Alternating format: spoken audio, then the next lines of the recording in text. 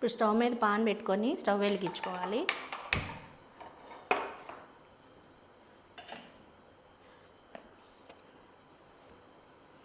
ఒక spoon oil నెయ్యి కానీ ఆయిల్ కానీ వేసుకోండి. ఒక స్పూనే.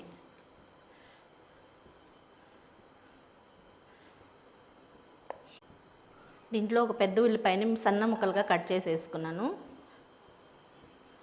అల్లం వెల్లుల్లి పేస్ట్ వేసుకోండి. ఉల్లిపాయలు బాగా వేగన అవసరం లేదు, లైట్గా కుక్ అయితే చాలు. ఇలా వేగేటప్పుడే కొంచెం ధనియాల పొడి,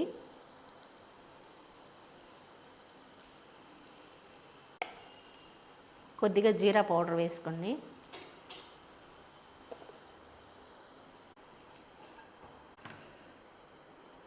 ఇప్పుడు కొంచెం పసుపు వేసుకో. ఇవన్నీ వేగిన తర్వాత 3 కప్పులు వాటర్ పోసుకోవాలి, పెద్ద కప్పుతోటి.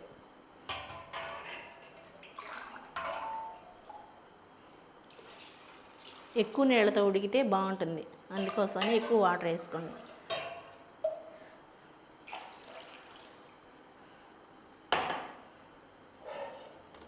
ఇవన్నీ బాగా మరగనివ్వాలి. ఇలా బాగా మరుగుతూ ఉన్నప్పుడు ఒక 1/2 కప్పు గోధుమ రవ్వ వేసుకోవాలి.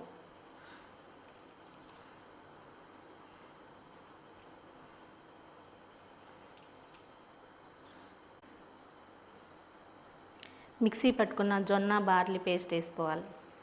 రవ్వగా చేసుకున్నాం కదా, అదంతా వేసేసుకోవాలి.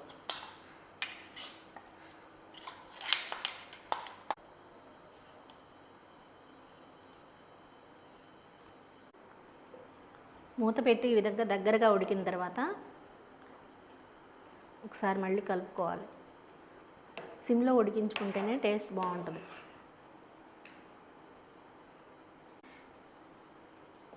నేను ఇది పప్పుచారుతో తింటాను కాబట్టి పప్పు ఏమి వేసుకోలేదు. మీకు పప్పుచారుతో తింటాం ఇష్టం లేకపోతే దీంట్లో కందిపప్పు కానీ పెసరపప్పు కానీ వేసుకోవచ్చు.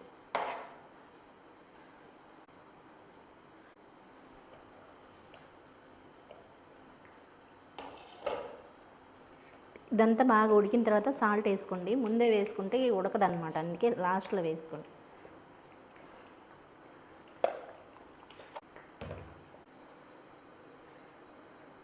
అంతే అండి, ఎమ్మి ఎమ్మి కిచిడి. బార్లీ గింజలు జొన్నలు కలిపి కిచిడి చేయబోతున్నాను.